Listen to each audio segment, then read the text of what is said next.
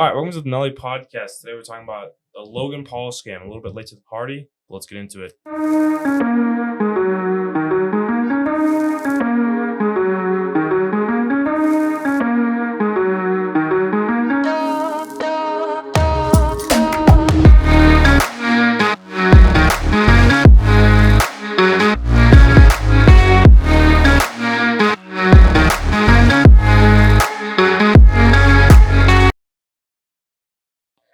All right, so we're doing some research, just these past few days, and honestly, this is a big scam. He has been in some shady stuff. Just looking over it, I mean, he has not done good stuff to make money over this scam.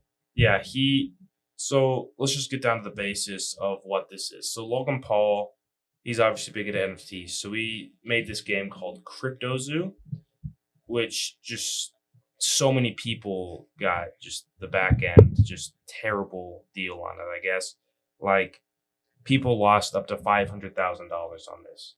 So what it does, it's a game where you can pay money. I'm not specific amount. I'm not sure to buy an egg, and so then this egg you can then hatch into animals. Really, it's like a little picture of an animal, and if you have two eggs, you can breed them and make into like a special animal, and then from there you can either sell it and get your crypto and then use that crypto to buy another egg, or just sell the crypto and make money. The big problem with this is either the eggs weren't working, you couldn't make more animals, couldn't sell them, but the big one was even if you got it, the crypto wouldn't work. If you were trying to sell your crypto, it was not working, and you lost all the money you spent, which for some people was a lot of money, up to 500,000, like I said earlier. So I mean, I think the basic idea of it in total is like a really cool idea. The fact that you can it's like an online zoo, you can buy these animals, you're gonna breed them, you're gonna get some different animals, you can sell them for new eggs and or crypto. I think the basic idea is definitely there, but the only thing that's missing is you're not really, I don't know if you're actually gonna make back the money you're putting into it. The main purpose of these games, I mean, of course he has to make profit, but you also want to have a chance to make profit. And the profit margin, I'm pretty sure for most people, there wasn't any. I'm pretty sure you just put money into this and then you lost it all, which is not what you're wanting to necessarily invest in. So people are mad about this. Yeah, and really, it just is a scam front and back. But a funny part about it, he kept releasing these things, and he was like, "Yeah, we handmade these," and I don't know if he made them NFTs or what. These pictures, he's like, "Yeah, I handmade them." Took like 10 artists, only 10 artists for a whole game.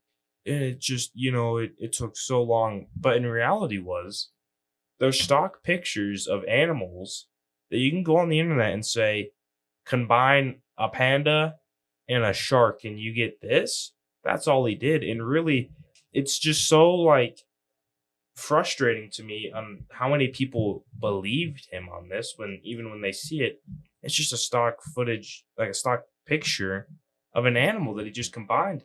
And it's so just baffling to me how he can say this and just believe it, really. Yeah.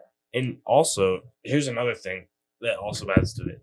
He hired two criminals to be on his production team, two well-known criminals, and he worked with them, and they're a part of the reason this being a scam, because that's what they're known for.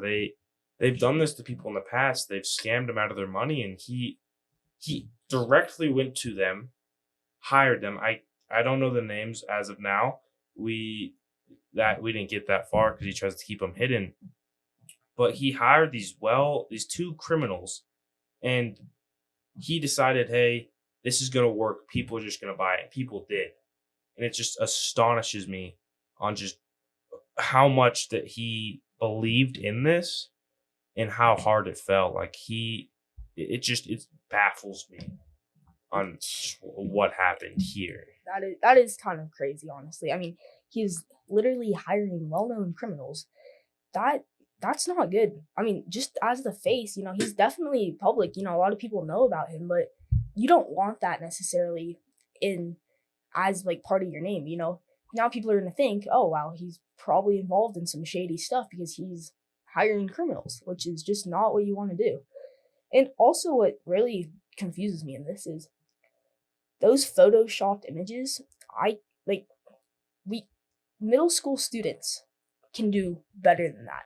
He might have hired this team of professionals, but he set extremely low standards because that is not high work. I mean, I think personally, I guess, if he's trying to get higher work here,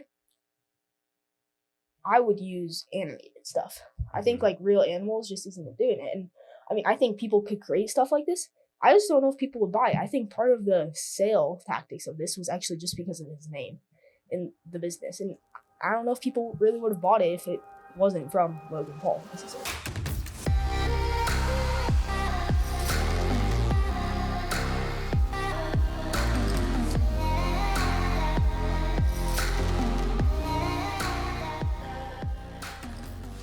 He has a bad past, I'll say this much. He was big on YouTube back in the day for vlogs, but then his reputation started off bad right when he made this terrible video. He went to China and filmed stuff in this forest, and it was just, I won't go into details about it because I don't want to talk about it because it's bad stuff, what happened there, but he filmed it and put it on YouTube, and he was just gone like that.